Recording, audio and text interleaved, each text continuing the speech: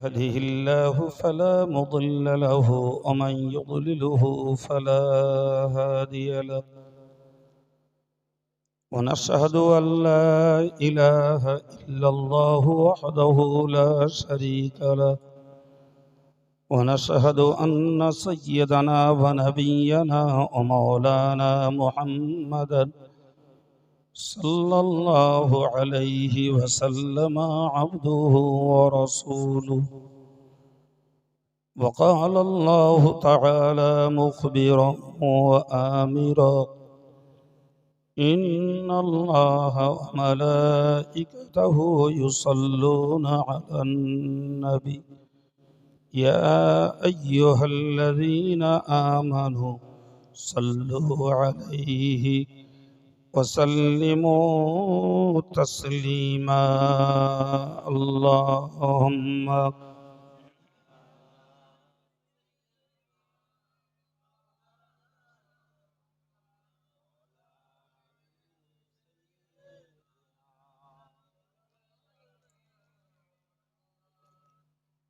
ধন্য যে জন পড়ে দরুদ প্রিয় নবীর নাম, দো জাহানে পড়ে তাহার সকল মনস্কাম।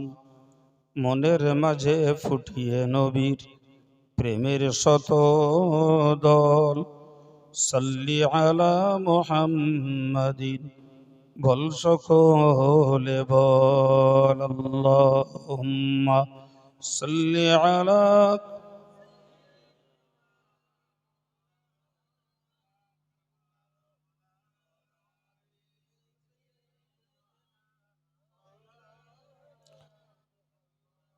মরুর দুলাল মুহাম্মাদি মোদের প্রিয় নবী, ধন্য ভুবন মোদের নবীর চরণ ধুলালোভী। আরব দেশে জন্ম নবীর আবদুল্লাহরি ঘরে, সবার সেরা নবী মোদের এলেন সবার পরে। মা আমিনার কোলেরি চাঁদ করে ঝলমল, সাল্লি আলা মুহাম্মাদিন বল সকলে বল। আল্লাহুম্মা সাল্লি আলা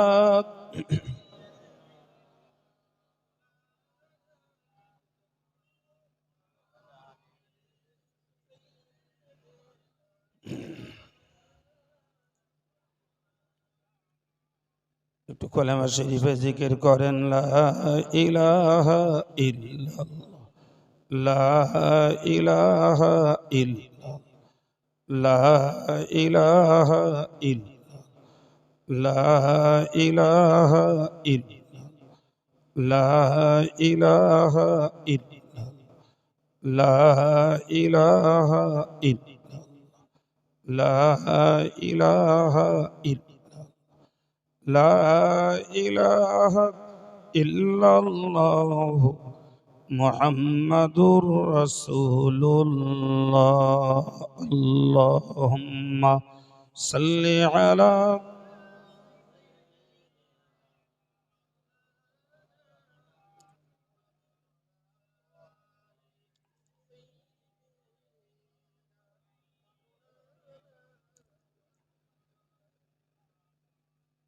أما بعد فأعوذ بالله من الشيطان الرجيم.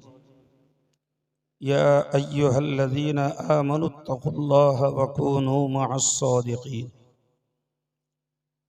صدق الله العظيم. সম্মানিত সভা সঞ্চালক, সভাপতি সাহেব, নিন্দার ইমানদার শ্রোতামণ্ডলী, অলক্ষ্যে গৃহে অবস্থিতা সম্মানিতা স্নেহাময়ী মমতাময়ী মা ও বোনেরা, শুকরিয়া আল্লাহ পাকের দরবারে যিনি দ্বীন শরিয়ত আলোচনার এ মজলিসে আমাদেরকে বসার মতন তৌফিক দিয়েছেন। সকলেই বলি আলহামদুলিল্লাহ। সঙ্গে প্রিয় নবী সাল্লাল্লাহু আলাইহি ওয়াসাল্লামের প্রতি জানাই অগণিত দরুদ ও সালাম। সমাবেত কণ্ঠে সকলেই আরো একবার বলি সাল্লাল্লাহু আলাইহি ওয়াসাল্লাম। সম্মানিত সুধী, আমি এসে ব্যানারে দেখলাম সভাটি বসিরহাট আল্লামা হুজুরের স্মৃতির উদ্দেশ্যে আয়োজিত। তার মতন একজন বুজুর্গের নামে এ সভা উদযাপনের উদ্দেশ্যই হলো তার রুহানি দোয়া লাভ করা। তা না হলে তারা এতটাই প্রশংসিত মানুষ এবং দীর্ঘদিন ধরে আল্লামা হুজুরের মতো মানুষের ব্যাপারে আমাদের হৃদয়ে এমন একটি আস্থা তৈরি হয়ে আছে যে নতুন করে যদি না বলা হয় তাহলে প্রবীণ মানুষদের কাছে তার সম্পর্কে পরিচিতির কোনো ঘাটতি নেই। তবে উঠতি প্রজন্ম যারা, তাদের কাছে নিশ্চিত এই সভাটির গুরুত্ব থাকা উচিত। কারণ উঠতি প্রজন্মের নওজোয়ান ছেলে যারা, তারা আল্লামা হুজুর সম্পর্কে এতটা জানা বোঝা তাদের নেই। ফলে যে স্মৃতি সভাটি উদযাপিত হচ্ছে, এ স্মৃতি সভা একদিকে তার রূহকে খোশ করা, তাকে কেন্দ্র করে কিছু জ্ঞান লাভ করা এবং তার মতো মানুষের অনুকরণ করা, এটি একজন ধর্মীয় মানুষের জীবনের জন্য একটা সহায়। ফলে আমি অনুরোধ করব, যারা মাইকের আওয়াজ শুনছেন, মজলিসের বাইরে আছেন, যদি বিশেষ জরুরি কাজে না থাকেন তাহলে মাহফিলটাতে আসুন। কিছু কথা আল্লাহ চাহে তো আপনারা সংগ্রহ করতে পারবেন ইনশাল্লাহ।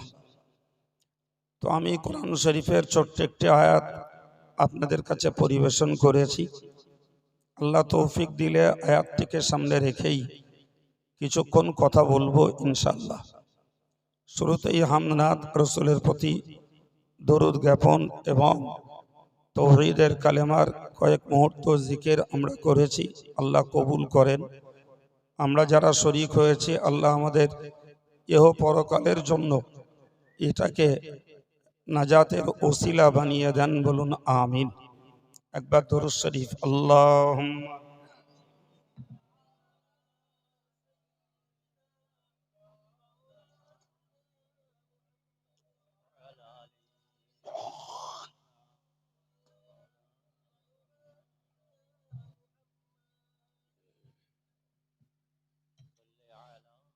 সম্মানিত ভাইরা,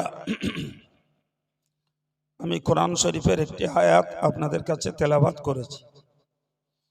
আয়াতটুকু বোঝানোর আগে সকলকে সম্বোধন করে আমি একটি বিষয় আপনাদের কাছে শেয়ার করি।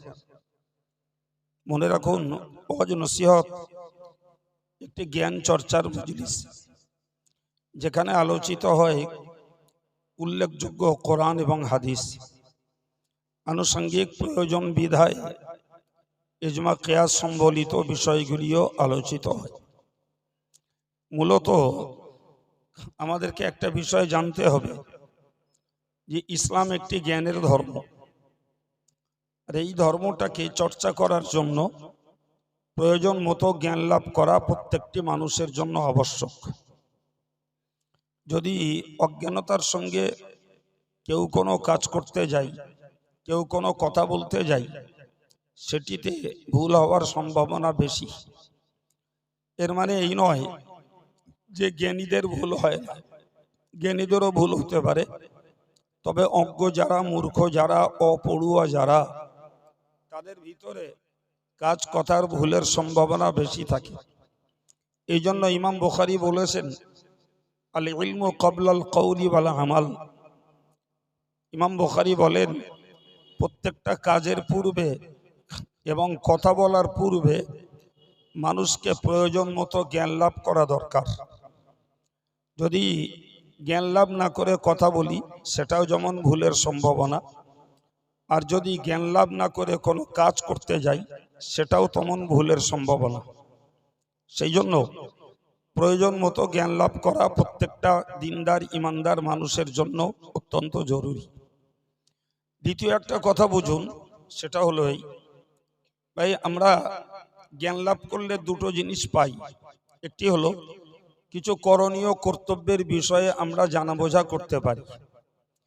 যেমন এই কাজগুলো করলে আল্লাহ খুশি হবেন, নবী খুশি হবেন, তো সে কাজগুলো করণীয় কাজ, যেগুলি আমরা খুব স্বাভাবিকভাবে জানি যে একজনের ঈমান ঠিক রাখা, নামাজ, রোজা, হজ, যাকাত, জিকির, তাসবিহ, সাদকা, ফিতরা, এই জাতীয় আমলগুলো করা, জ্ঞানের ভিতর দিয়ে আমরা এগুলোকে লাভ করতে পারি।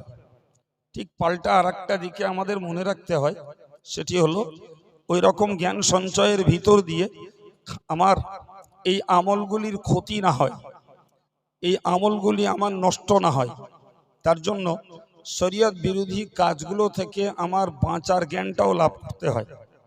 দুইয়ের সমন্বয়ে আমাদের আমলটা আল্লাহ পাকের কাছে সমাদৃত হবে বলে আশা করা যায়। দুটির সমন্বয় চাই। খুব সহজ কথায় বলতে গেলে আমাদের সরকার বারবার বলছে গাছ লাগান, পরিবেশ বাঁচান, গাছ লাগান, প্রাণ বাঁচান। প্রচুরভাবে প্রচুর দিকে এটা নিয়ে প্রচার চলছে এবং প্রত্যেকটা পঞ্চায়েত থেকে গাছ লাগানোর ব্যাপারে, সবুজায়নের ব্যাপারে তারা দারুণভাবে মানুষকে উৎসাহিত করছে। ঠিক কিনা বলেন? তাহলে এক্ষেত্রে বুঝতে পারা যায় পরিবেশ রক্ষা করার জন্য এবং আমাদের নির্মল শ্বাস প্রশ্বাস গ্রহণ করার জন্য সত্যই গাছ লাগানোর গুরুত্ব রয়েছে। তো সরকারি অভিযানকে মাথায় রেখে দিয়ে আমরা প্রচুর পরিমাণে গাছ লাগিয়ে দিলাম, কিন্তু এটা তো আমরা জানি যে গাছের জন্য একটা চরম শত্রু হলো ছাগল গরু। তো গাছ যতই লাগাই না কেন, যদি গাছগুলোকে ছাগল গরুর হাত থেকে রক্ষা না করতে পারি, তাহলে সে গাছ লাগানো ব্যর্থ হবে। আমি এদিক দিয়ে লাগিয়ে যাব আর ওদিক দিয়ে ছাগল গরু সব পরিষ্কার করে দিয়ে যাবে। তাহলে আমার যে মূল উদ্দেশ্য যে আমি গাছ লাগিয়ে এলাকাটাকে সবুজ আয়নে পূর্ণ করে পরিবেশটাকে নির্মল করব, দূষণ মুক্ত করব, ছাগল গরু তার পথের বড় বাধা। সুতরাং যারা গাছ লাগিয়ে পরিবেশ রক্ষা করতে চায় তাদের উচিত কর্তব্য হলো গাছগুলোকে ছাগল গরুর হাত থেকেও রক্ষা করা। ঠিক তদ্রূপ একজন ইমানদার মুসলমানকে মনে রাখতে হবে যে আমরা ইমানের উপরে দাঁড়িয়ে যে নেক আমলগুলো করছি, এই নেক আমলগুলো আমাদের জান্নাতে নিয়ে যাওয়ার জন্য আল্লাহ পাকের রহমত পাওয়ার একটা সহায়ক। সুবহানাল্লাহ বলে। প্রসঙ্গত আমাদেরকে মনে রাখতে হবে যে আমরা নেক আমলের বিনিময়ে জান্নাত লাভ করব, এটিও সম্ভব না। বরং নেক আমলটা হলো মাত্র একটা ওসিলা। এই আমলটার ভিতর দিয়ে এই আমলটাকে অবলম্বন করেই আল্লাহ পাকের রহমত আসবে। সেই রহমতটাই হলো আমাদের জান্নাতে যাওয়ার একমাত্র মাধ্যম। যদি কেউ মনে করেন আমি পীর সাহেব জান্নাতে যাব, কিংবা আমি পীরজাদায় জান্নাতে চলে যাব, অথবা আমার ভক্ত মহব্বতের মানুষগুলোরে জান্নাতে নিয়ে চলে যাব, এসব ডাহা প্রতারণা, ডাহা মিথ্যা কথা। খোদ রসুল করিম সাল্লাল্লাহু আলাইহি ওয়াসাল্লাম তিনি বলতেন, আল্লাহি লা আদরি, খোদার কসম আমি জানি না, আল্লাহি লা আদরি, খোদার কসম আমি জানি না, আল্লাহি লা আদরি, খোদার কসম আমি জানি না, মা ইয়াফআলু বি ওয়া বিকুম, আল্লাহ পাক কিয়ামতের দিনে আমার সঙ্গে কি ব্যবহার করবেন আর তোমাদের সঙ্গে কি ব্যবহার করবেন আমি জানি না। তাহলে যেখানে রাসূলুল্লাহর বক্তব্য যে আল্লাহ আমার সঙ্গে কি ব্যবহার করবেন আমি জানি না, সেখানে XYZ কেউ নিজে জান্নাতে যাবে আর তাদের ভক্ত অনুরক্তকে জান্নাতে নিয়ে যাবে, এটা সম্পূর্ণ মানুষকে একটা ধোঁকাবাজির কথা, একটা প্রতারণা। সেই জন্য প্রত্যেকটা ইমানদারকে মনে রাখতে হবে যে জান্নাতে নিয়ে যাবার ঠিকাদার কেউ নয়, কেউ নয়, জান্নাতে নিয়ে যাবার ঠিকাদার কেউ নয়। বরং মনে রাখুন জান্নাতে নিয়ে যাবার জন্য বা জান্নাতে যাওয়ার জন্য সবথেকে বড় সহায়ক হলো আল্লাহর রহমত।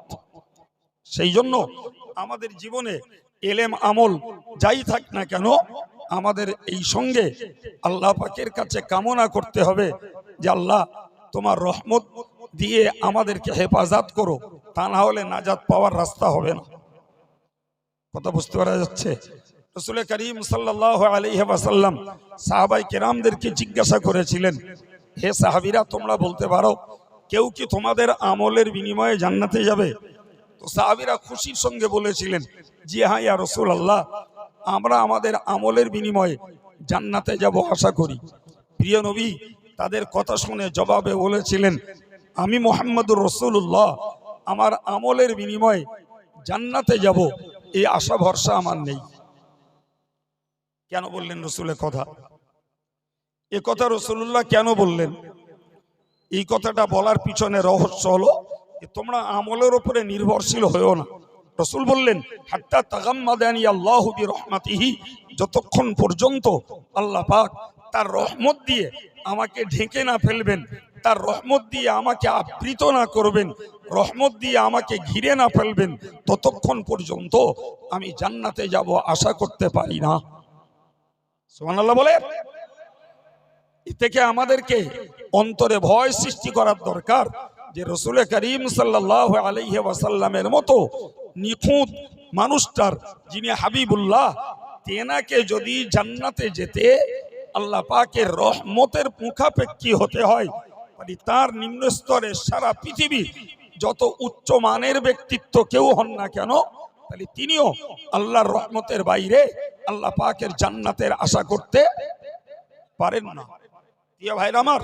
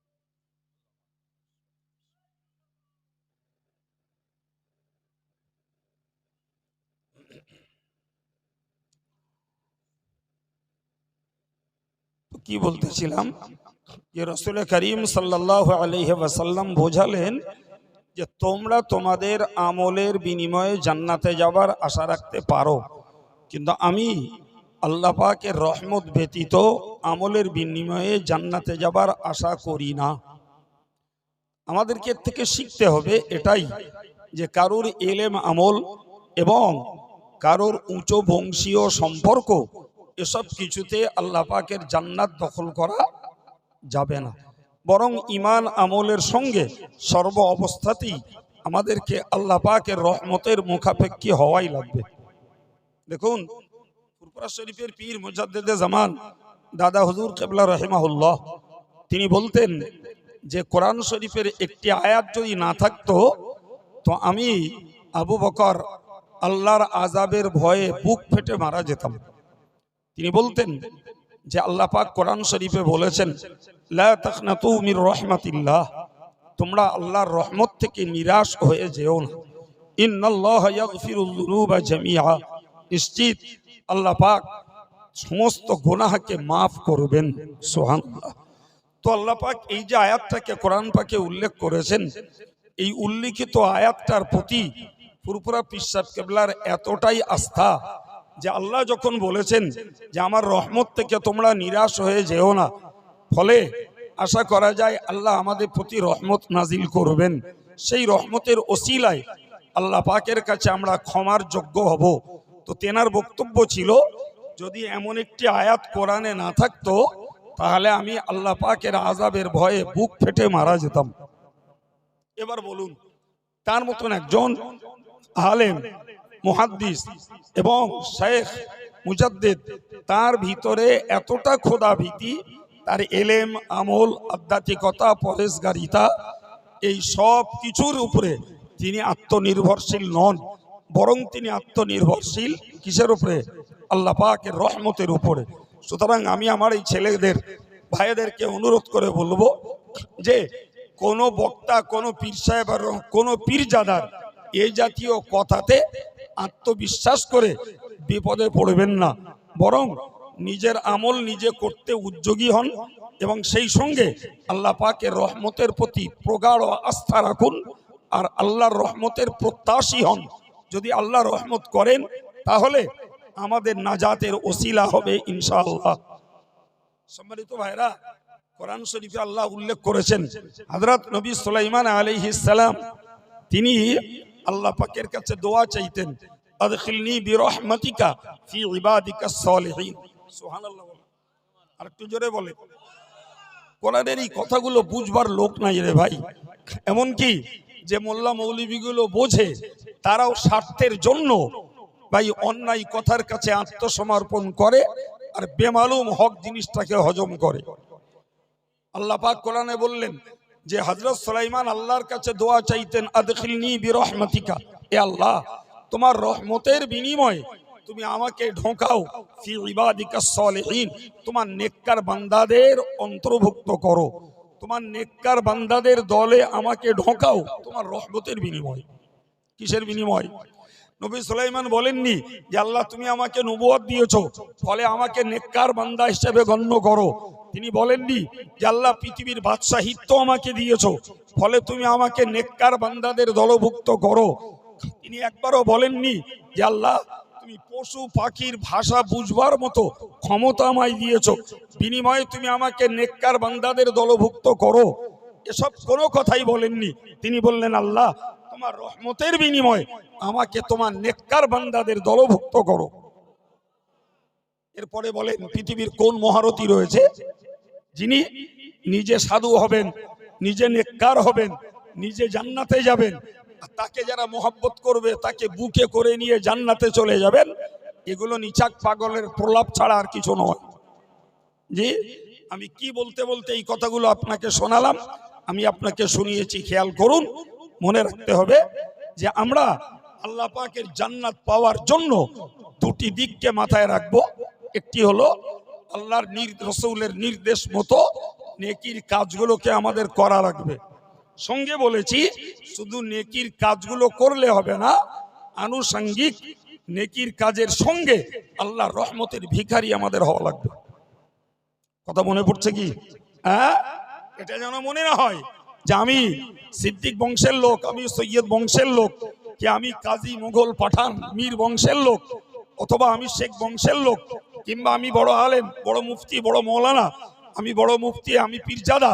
সুতরাং এই সবের থিওরি দিয়ে আল্লাহ পাকের কাছে রেহাই পেয়ে যাব, এটা ডাহা মিথ্যা প্রচার এবং মিথ্যা প্রপাগান্ডা ছাড়া আর কিচ্ছু নয়। বরং মনে রাখতে হবে ইন্ডিভিজুয়ালি প্রত্যেককে নিজস্ব আমল করা লাগবে। এবং আমি কয়েকটি তথ্য দিয়ে আপনাদের কাছে পরিবেশন করেছি যে আমাদেরকে আল্লাহর রহমতের মুখাপেক্ষী হওয়া লাগবে। কোরআন শরীফে আল্লাহ বলেছেন ইন্না রাহমাতাল্লাহি করিবুম মিনাল মুহসিনিন, যারা নেকির কাজ করে আল্লাহর রহমত তাদেরই নিকটবর্তী হয়। সুবহানাল্লাহ। ফলে আমাদেরকে এই কথাটা মুখস্থ করতে হবে আল্লাহর রহমত পাওয়ার জন্য যেমন নেকির কাজের দরকার, আবার নেকির কাজ করে আল্লাহর রহমত ছাড়া নাজাত পাওয়াও অসম্ভব। অতএব দুইয়ের সমন্বয় হলো নেকির কাজও চাই, আল্লাহর রহমতের কামনাও চাই। কথা ক্লিয়ার? জি, পরের কথা যেটা বলছিলাম সেই আগে বলেছিলাম জানেন তো, জি, যে গাছ লাগালে পরিবেশ ভালো হবে, ফলে গাছ লাগালাম, কিন্তু যতক্ষণ ঘেরা বেড়া না দেবো ততক্ষণ ছাগল গরুর হাত থেকে গাছগুলো রক্ষা করা যাবে না, বলেছিলাম না? হ্যাঁ জি, এবার বুঝুন, আমি নেকির কাজ করেছি, সেটা আমার নেকির পাল্লায় উঠেছে। তো নেকির পাল্লায় আমার নেকি উঠেছে, কিন্তু আমাকে এই কথাটা ভাবতে হবে, যদি পাপের পাল্লায় পাপ না তুলি তাহলে তো স্বাভাবিকভাবেই নেকির পাল্লা ভারী থাকবে। এটা তো যে কোনো মানুষ বুঝবেন। কিন্তু আমি নেকির পাল্লায় নেকি তুললাম, আর ওই নেকির পাল্লাটা যদি ভারী রাখতে হয় তাহলে পাপের পাল্লাটা হালকা করা লাগবে। এটাই যুক্তি, পাপের পাল্লা হালকা করা লাগবে। তাহলে আমাকে আরেকটা কথা মনে রাখতে হবে, যে এই নেকির দ্বারাই যদি আল্লাহর রহমত আমায় পেতে হয় তাহলে পাপ থেকে বাঁচা লাগবে। আর নিছক যদি নফসের তাড়নায়, শয়তানের প্ররোচনায় পাপ থেকে বাঁচতে নাই পারি, তাহলে আমাকে তওবা করে পাপের বোঝা হালকা করা লাগবে। কথা ঠিক না ভুল? আমি ওটাই বোঝাতে চেয়েছি, নেকি যদি আমায় বাঁচাতে হয় তাহলে পাপ থেকে আমার জীবনের আত্মরক্ষা দরকার। কথা ঠিক? নেকি যদি আমার বাঁচাতে হয় তাহলে পাপ থেকে আমার আত্মরক্ষা দরকার, কারণ আমি যে পাপটাই করছি না কেন সেই পাপটাই তো আমার পাল্লায় চাপবে। আপনি একটা দুটো উদাহরণ নেন, কথাটা আপনার কাছে ক্লিয়ার হবে। ভাই, হাদিস শরীফে এসেছে, রাসূলুল্লাহ বলেছেন যে ইয়াকুমুল হাসাদা ফাইনাল হাসাদা ইয়াকুলুল হাসানাত কামা তাকুলুন নারুল হাতাব। প্রিয় নবী বললেন, তোমরা হিংসা থেকে বাঁচো। রাসূলুল্লাহ বললেন তোমরা হিংসা থেকে বাঁচো। কেন? ফাইনাল হাসাদা ইয়াকুলুল হাসানাত, তোমার এই হিংসা তোমার নেকির কাজগুলোকে খেয়ে ফেলবে। এবার বলেন, আমি নেকির কাজ করেছি, সেই নেকির কাজ আমার হিংসা আমার নেকির কাজগুলো খেয়ে ফেলছে। এখন যদি আমার নেকি বাঁচাতে হয় তাহলে হিংসা করতে হবে না ছাড়তে হবে?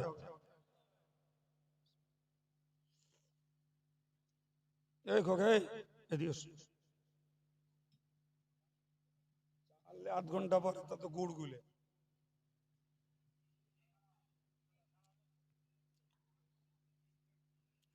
বলে দিয়েছে।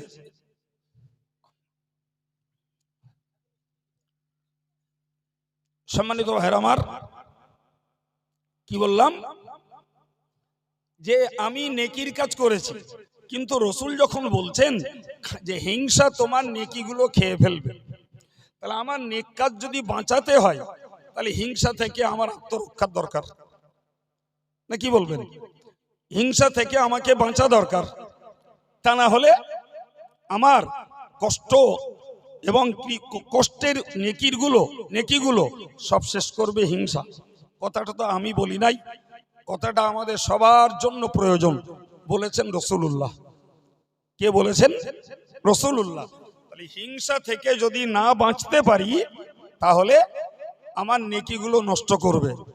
আমি কি বলেছিলাম বলেন তো? গাছ লাগালে পরিবেশ বাঁচবে, কিন্তু গাছগুলো ছাগল গরুতে না খায় তার জন্য ঘেরা বেড়া দেওয়া লাগবে। তাহলে আমরা জীবনে যে নেকিগুলো সঞ্চয় করি এগুলোর ঘেরা বেড়া দিতে হলে আমাকে হিংসা থেকে বাঁচা লাগবে। এখন আমি আব্দুল কাইয়ুম কথা বলছি, ভাই আমিও যদি হিংসা করি তাহলে আমার জন্য হাদিসের যে বক্তব্য তাই প্রযোজ্য হবে না হবে না?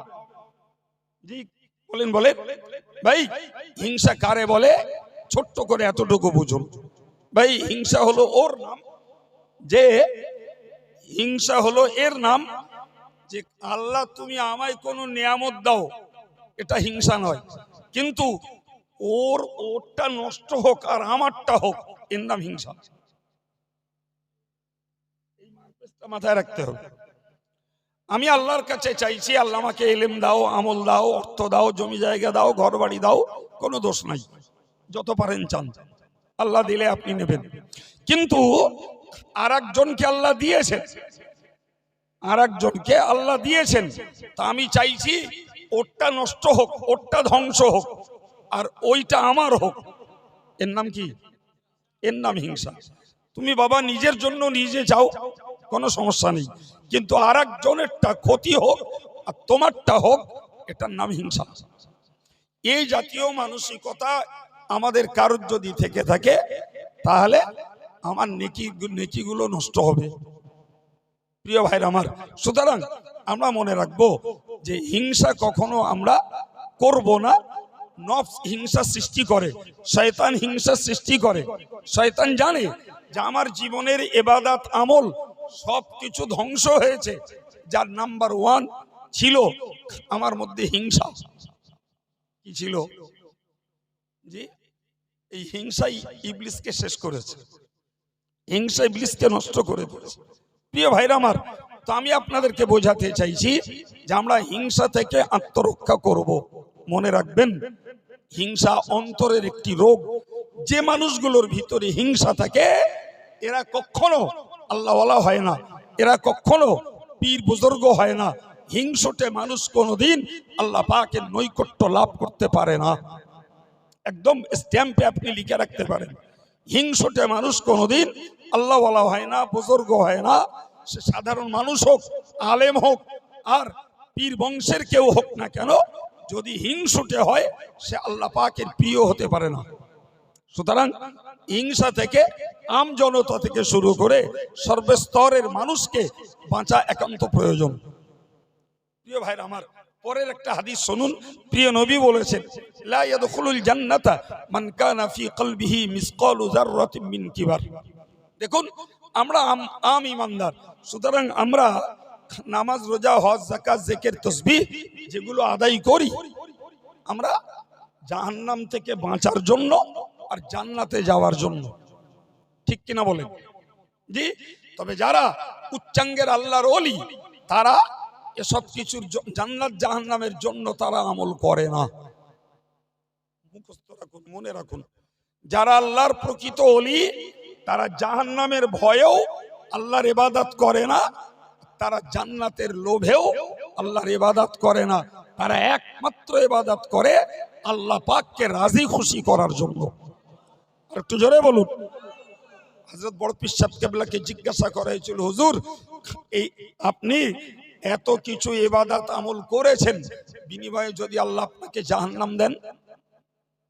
হযরত বড় পীর সাহেব কেবলা খুব মুচকি হেসে বলেছিলেন, আমি তো জাহান্নামের ভয়েও ইবাদত করি না, আর জান্নাতের লোভেও ইবাদত করি না। আমি ইবাদত করি আমার আল্লাহকে রাজি করার জন্য। যদি আমার আল্লাহ আমার প্রতি সন্তুষ্ট হয়ে তিনি জাহান্নাম দেন, আমি অতি খুশি। আর একটু মন খুলে বলুন, আমরা তো বাবু ওই স্তরের লোক না, আমরা অনেক নিম্ন পর্যায়ের মানুষ। সুতরাং আমাদের ওই ছোট্ট স্বার্থ, জি, ওই বুজুর্গদের তুলনায় আল্লাহ যদি আমাদের ইবাদত আমলে খুশি হয়, জাহান্নাম থেকে বাঁচিয়ে জান্নাত দেয়, আমাদের জন্য ওটাই যথেষ্ট। জি। ফলে আমরা নেকির কাজগুলো করছি জান্নাতে যাব তাই। কিন্তু মজার ব্যাপার, প্রিয় নবী বললেন, যার হৃদয়ে অহংকার রয়েছে, ওই লোকটা সহজে সহসা জান্নাতে প্রবেশ করবে না। এবার বলুন, আমি বলো নেকির কাজ করেছি, নেকির কাজ করেছি, আমি আদারওয়াইজ সুদ খাইনি, গান শুনিনি, মিথ্যা কথা বলিনি, জুয়া খেলাইনি, পাপ আচরণ অন্য কিচ্ছু করিনি, কিন্তু আমার ভিতরে গরম আছে। কেসটা বোঝা যাচ্ছে কি? ভালো করে মাথায় রাখুন, অহংকার। তো এটা তো সুদ, ঘুষ, গান, সিনেমা, যাত্রা, থিয়েটার, হারামি, বাটপাড়ি, এই জাতীয় বিষয়ের মধ্যে একটাও না। ঠিক কিনা বলেন? কেবল আমার ভিতরে তৈরি হয়েছে অহংকার। রাসূলুল্লাহ বললেন, যার হৃদয়ে অহংকার তৈরি হয়েছে, ওই লোকটা সহসা সহজে জান্নাতে প্রবেশ করবে না। তাহলে বোঝা গেল, আমি নেকির কাজ করেছি, এত সত্ত্বেও আমার ভিতরে এই নেকির বিপরীত দিকে অহংকার তৈরি হয়েছে। বিনিময়ে নেকি থাকা সত্ত্বেও আমি জান্নাত থেকে বঞ্চিত। তাহলে আমাকে ভাবতে হবে, যে আমার নেকির কাজ পরের করার পরেও অহংকার মুক্ত একটা মানুষ হওয়া লাগবে। অহংকার মুক্ত যে অহংকার তৈরি হয় আমার দেশে আমরা দেখতে পাচ্ছি যে অহংকার বংশের জোরে হয়। আমি সৈয়দ বংশের, আমি সিদ্দিক বংশের, আমি পাঠান বংশের, আমি মোগল বংশের, এর একটা অহংকার আছে। কথা বলেন জি? আচ্ছা বলেন তো একটা ছোট কথা বুঝুন দিন, এই সৈয়দের ঘরে, সিদ্দিকের ঘরে, মোগলের ঘরে, পাঠানের ঘরে, শেখের ঘরে, মীরের ঘরে, কাজীর ঘরে যে সন্তানগুলোকে আল্লাহ পাঠিয়েছেন, আর এদিকে চৌধুরীর ঘরে, মন্ডলের ঘরে, মল্লিকির ঘরে, সর্দারের ঘরে যে সন্তানগুলোকে পাঠিয়েছেন, এই পাঠানোর মালিককে।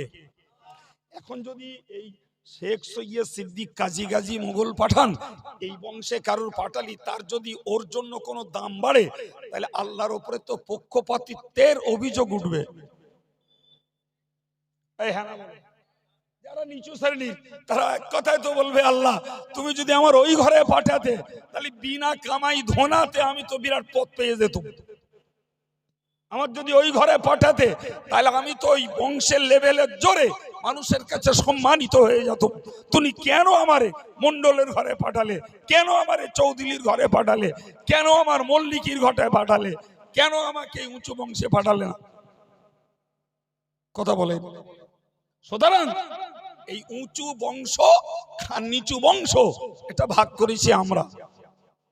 আল্লাহ পাক তিনি পাঠিয়েছেন, বাকিটুকু কর্মের উপরে নির্ভরশীল। যে জন্ম হোক যথা তথা, কর্ম হোক ভালো। তোমার জন্ম ভারতে না আমেরিকায়, চীনে না বর্মায়, মক্কায় না মদিনায়, তোমার জন্ম আরবে না ইরাকে, এটা দেখার নয়। তোমার জন্ম নিচু বংশে না উঁচু বংশে, ওইটা দেখার নয়। তুমি যে বংশে আর যে প্লেসে তোমার জন্ম হোক, কর্মটাকে তুমি করো আল্লাহ আল্লাহ রসুলের সন্তোষ মতো, তুমি আল্লাহ পাকের কাছে অবশ্যই সম্মানিত বান্দাবান্দি হিসেবে গণ্য হবে। সুতরাং আমাকে মনে রাখতে হবে যে অহংকার কোন ক্ষেত্রে আল্লাহ পাকের কাছে বরদস্তের নয়। সম্মানিত ভাইরা মনে রাখুন, আমার আল্লাহ পাক হাদিসে কুদসিতে জানিয়েছেন, আল কিবরিয়াউ রিদাই ফালা তাখুযুহু, অহংকার আমার চাদর। আল্লাহ বলছেন অহংকার আমার চাদর, ফালা তাখুযুহু, খবরদার ওইটাকে নিয়ে তোমরা টানাটানি করো না। আল্লাহর কথা, অহংকার আমার চাদর, ওটাকে নিয়ে টানাটানি করো না। কি গো, যদি আমার দেশের মুখ্যমন্ত্রী আসে জি, কিংবা প্রধানমন্ত্রী আসে, কোন ভ্যানালা যদি মনে করে যে শীতের সময় প্রধানমন্ত্রী গায়ে একটা খুব দামি ধরনের আলোয়ান রয়েছে, আমি তো জীবনে গায়ে তো দিতে পারবো না, এদিক সেদিক করে গিয়ে ওই আলোয়ানটা কেরাম মসৃণ, কেরাম নরম একটু দেখবো, ও ভ্যানে দেখে দে এদিক সেদিক করে উঁকি ঝুঁকি মেরে যাই করে গিয়ে ঠেকেছে। প্রধানমন্ত্রী চাদরের গায়ে হাত ঠেকিয়েছে নাকি ঠেকাইনি, অ্যারেস্ট। অ্যারেস্ট হবে না? হবে না? হ্যাঁ, ও যদি ধর্মের বাপ বলে পায়ে ধরে বলে, দেখ ভাই আমার পিছনে কোনো কুলু নিকো, শুধু ওই চাদরটা কেরাম নরম তাই একটু দেখবো তাই হাত দিচ্ছিলাম, ও ছেড়ে দেবে বাপ? ওরে সোজা নিয়ে যাবে ভবানী ভবনে, চোখ বেঁধে নিয়ে যাবে। ওখানে আদি নাড়ি ওর খতিয়ে দেখে যখন দেখবে এর পিছনে কোনো কুলু পাওয়া যাচ্ছে না, তখন ওখান থেকে ছেড়ে দেবে, ভ্যান ভাড়াও দেবে না, বলবে হাট পাড়িয়া। আর যদি একটুখানি কিছু কুলু পায়, ওরে যে ওই যে লাল ঘরে ভরবে, ও ছাড়িয়ে আনার লোক হবে না। বিশ্বাস হয় আমার কথা? আচ্ছা, দেশের একটা মুখ্যমন্ত্রী প্রধানমন্ত্রী এদের চাদরের গায়ে চাদরে যদি হাত ঠাকালি এরম হয়, সারা বিশ্বের স্রষ্টা যিনি, বিশ্বের পরিচালক যিনি, তিনি বললেন অহংকার আমার চাদর, ওইটা তোমরা টানাটানি করো না। ওই চাদর যদি কেউ টানে ভাই, তাহলে আর কি আর রেহাই পাওয়ার রাস্তা হবে? সাবধান হন। আল্লাহর কাছে বংশের গরম চলে না, আল্লাহর কাছে টাকার গরম চলে না, আল্লাহর কাছে এলেমের গরম চলে না, আল্লাহর কাছে রূপ সৌন্দর্যের গরম চলে না, আল্লাহ পাকের কাছে শক্তির গরম চলে না, আল্লাহ পাকের কাছে নেতৃত্বের গরম চলে না, আল্লাহর কাছে মাস্তানি চলে না। প্রিয় ভাইরা আমার, পৃথিবীর ইতিহাস জলজল করছে। টাকাওয়ালারা একটা পিরিয়ডে গরম দেখিয়েছে, বংশীয় লোকেরা একটা পিরিয়ডে গরম দেখিয়েছে, রূপ সৌন্দর্যে একদিন জং পড়ে গেছে, শক্তিশালীরা একদিন দুর্বল হয়ে পড়েছে, নেতৃস্থানীয় লোকেরা একজন নেতৃত্ব শূন্য হয়ে গেছে। প্রিয় ভাইরা আমার, ইতিহাস জলজল করছে, মাস্তানরাও একদিন সম্পূর্ণ অসহায় হয়ে পড়েছে। ঠিক কিনা? কে আছে তার অহংকারের স্থায়িত্বের উপরে দাঁড়িয়ে থাকবে? পৃথিবীর রেকর্ডে নাই। সুতরাং কোন রকমের অহংকার আল্লাহ পাক বরদাস্ত করেন না।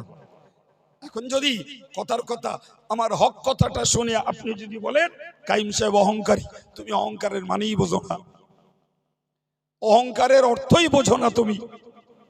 যে অহংকার হলো ওই জিনিস, মানুষকে ঘৃণা করার, হককে দাবিয়ে দেওয়া, তার নাম অহংকার।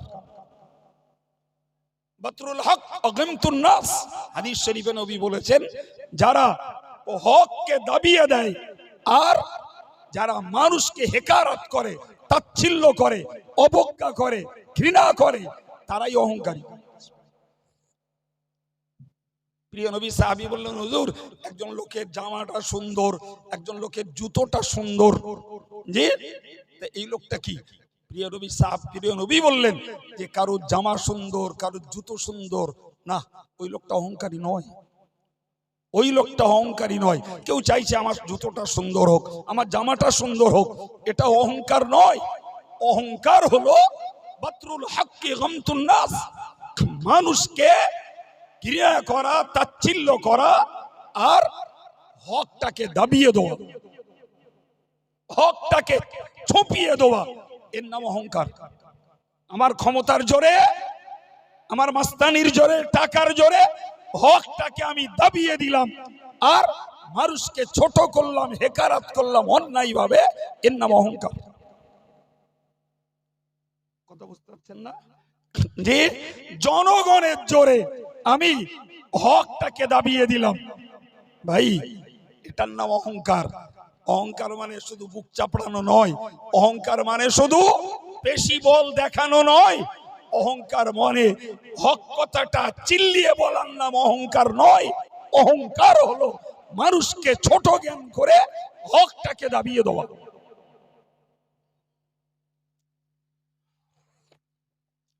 প্রিয় ভাইরা আমার, আমি আপনাকে কি বলতেছিলাম, মাথার কথা খেয়াল রাখুন, যে আমার জান্নাতে যাওয়ার মতো সব আমল আমার কাছে আছে। এরপরে আমার ভিতরে ঢুকেছে বংশের গরম, আমার ভিতরে ঢুকেছে টাকার গরম, আমার ভিতরে ঢুকেছে সৌন্দর্যের গরম, আমার ভিতরে ঢুকেছে নেতৃত্বের গরম, আমার ভিতরে ঢুকেছে শক্তির গরম, আমার ভিতরে ঢুকেছে বিদ্যার গরম। প্রিয় ভাইরা আমার, মনে রাখুন, প্রচুর পরিমাণ নেকির কাজ থাকা সত্ত্বেও জান্নাত থেকে বঞ্চিত হয়ে যাবে। এবার বলুন, যদি নেক আমলের বিনিময়ে জান্নাত দখল করতে হয়, তাহলে অহংকারটা থেকে বাঁচার দরকার আছে না নাই? সেটা কি শুধু আপনাদের, সেটা আমার এই শ্রোতা ভাইদের শুধু নেভার, শুধু শ্রোতা ভাইদের নয়, বক্তাদের, পীর সাহেবদের, পীরজাদাদের, মৌলানাদের, মসজিদের ইমাম সাহেবের, মক্তবের ওস্তাদের, এক কথায় মনুষ্য জাতির ভিতরে যারা ঈমানওয়ালা, তাদের সকলকেই হিংসা থেকেও বাঁচা লাগবে, অহংকার থেকেও। তবে ওই খালি খামায় কারুর ঘাড়ে বোম মেরে দে বললুম ও লোকটা হিংসুটে, ও লোকটা অহংকারী, ওইরকম দুমদাম ঝাড়লে হবে না, একটু বই পড়ে ঝাঁকতে হবে। জি, হিংসা কি বলেছি? কারুর নিয়ামত নষ্ট হয়ে আমার হোক, এর নাম হিংসা। আর অহংকার কে বলেছি? লোককে তাচ্ছিল্য করা, ছোট জ্ঞান করা আর হকটাকে দাবিয়ে দেওয়া, এর নাম কি বলেছি? অহংকার। জি, আমার গায়ের জোর আছে অথচ পাশের জমিটার হক অন্য জনের, আমার লাঠির জোর আছে, তার হক থেকে বঞ্চিত করে দিলাম, আছে না নাই? কথা বলছেন না কেন? জমি একজনের, দখল করছে আর একজন, এর নাম অহংকার। তুমি ভেবে না ওটা শুধু জুলুম, ওটা জুলুম তো বটেই, সঙ্গে ওটা অবশ্যই অহংকার। কারণ তুমি অন্যের হককে নষ্ট করছো, হক নষ্ট করছো, তোমার লাঠির জোর আছে তাই। জি, কদিন চলবে? কদিন চলবে দুনিয়ায়? যে কটা দিন। চলুন ফিরে আমি আপনাকে বোঝাতে বোঝাতে এই জায়গাটায় এসেছি। ক্লিয়ার মাথায় রাখুন, তাহলে জান্নাতে যাওয়ার জন্য একদিকে যেমন দরকার নেক কাজের, আর একদিকে দরকার আমার নেকির কাজটা ক্ষতিগ্রস্ত না হয়, পাপ থেকে বাঁচার। কথা ক্লিয়ার? হ্যাঁ, নেকির কাজটাও দরকার আর পাপ থেকে বাঁচারও দরকার। দুইয়ের সমন্বয়। আল্লাহ দয়া হলে আমরা জাহান্নাম থেকে বেঁচে জান্নাতের দখলদার হতে পারবো ইনশাআল্লাহ।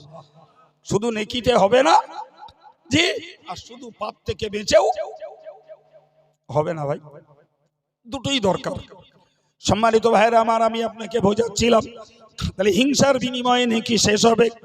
অহংকারের জন্য নেক কাজ থাকা সত্ত্বেও জান্নাতের পথ আটকে যাবে। জি প্রিয় ভাই, রাসূলুল্লাহর একটা হাদিস আপনাদেরকে শোনাই, খুব শান্ত মাথায় কথাটাকে বুঝুন।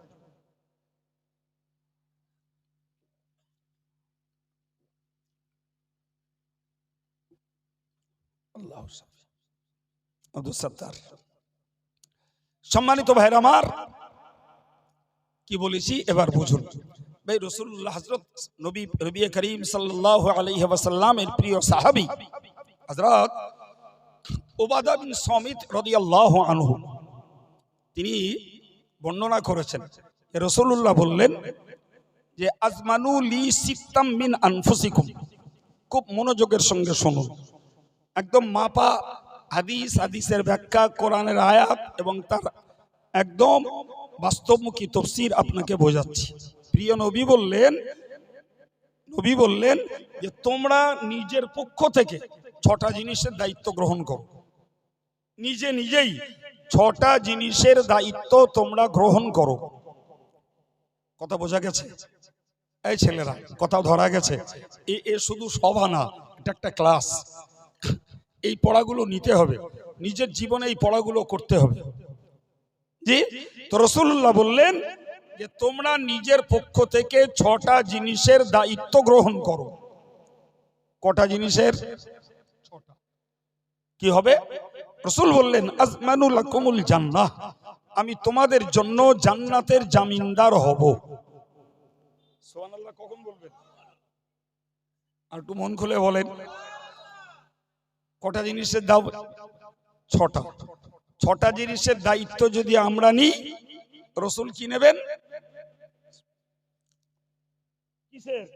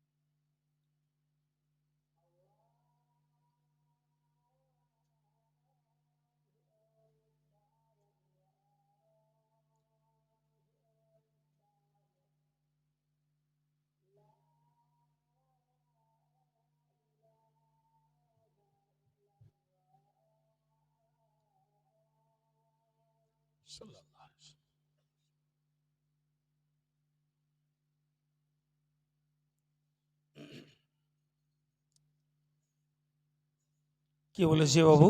কটা জিনিসের জামিনদার হতে হবে, আর রসুল কিসের জামিনদার হবেন?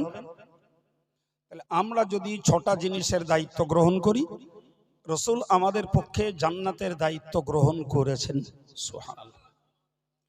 এগুলি অবশ্যই আমাদের শেখা দরকার। যারা শিখে আছেন আলহামদুলিল্লাহ, শুধু স্মরণ করুন।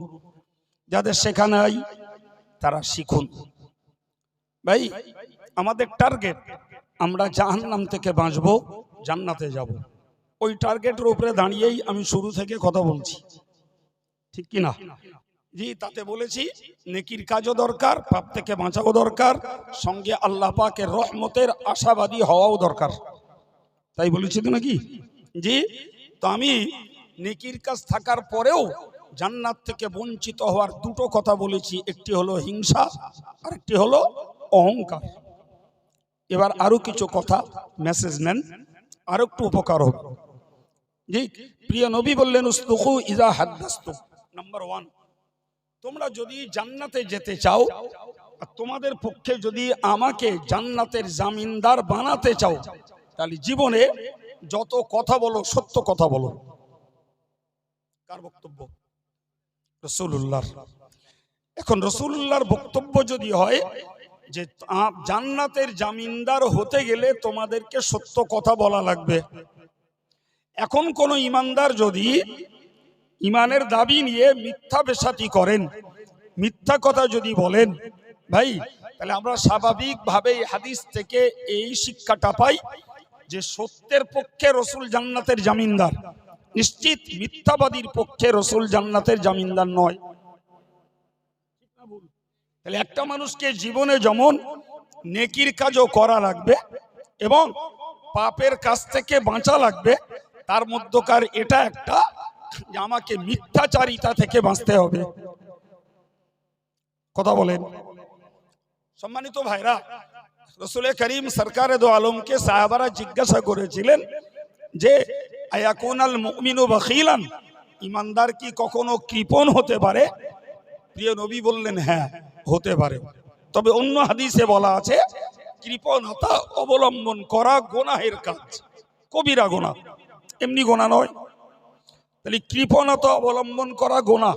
তারপরেও নবী বললেন যে ইমানদার কৃপণ হতেও পারে। সাহাবীরা আবার জিজ্ঞাসা করলেন আয়াকুনাল মুমিনু কাযযাবান, আয়াকুনাল মুমিনু জাব্বানান, ইমানদার কখনো কি কাপুরুষ হতে পারে? নবী বললেন হ্যাঁ, হতে পারে। তবে অন্য হাদিসে আছে কাপুরুষতা কবিরা গুনাহ। কিন্তু রাসূলকে যখন জিজ্ঞাসা করা হয়েছিল আয়াকুনাল মুমিনু কাযযাবান, ইমানদার কি কখনো মিথ্যাবাদী হতে পারে? প্রিয় নবী বললেন লা, ইমানদার মিথ্যাবাদী হতে পারে না। তাহলে বুঝুন, কাপুরুষতা ইমানদার পক্ষে হয়তো সম্ভব, কৃপণতা সেটাও সম্ভব, কিন্তু ইমানদারের পক্ষে মিথ্যাবাদী হওয়া। এখন যদি কেউ ইমানের গেটআপ লাগিয়ে মিথ্যা কথা বলে, তাহলে বুঝতে হবে যে ইমানের গেটআপ লাগালেও ইমানের গুণগত মান নষ্ট হয়েছে, না হলে ইমানদার মিথ্যা কথা বলতে পারে না। সম্মানিত ভাইরা আমার, আমি আপনাকে বোঝাতে চাইলাম নবী পাকের ওই হাদিস, যদি তোমরা সত্যবাদী হও জান্নাতের জামিনদার আমি তোমাদের পক্ষে হব। তাহলে আমায় যদি জান্নাতে যেতে হয় তাহলে নেক আমলের সঙ্গে আমাকে মিথ্যাটাও ছাড়া লাগবে, মিথ্যাটাও লাগবে। মিথ্যাবাদী কখনো সহজে জান্নাতে যেতে পারে না। সম্মানিত ভাইরা আমার, আমরা বাস্তব সমাজকে লক্ষ্য করে দেখতে পাই স্বাভাবিকভাবে সব শ্রেণীর মানুষের মধ্যে একদল মিথ্যাবাদী আছে।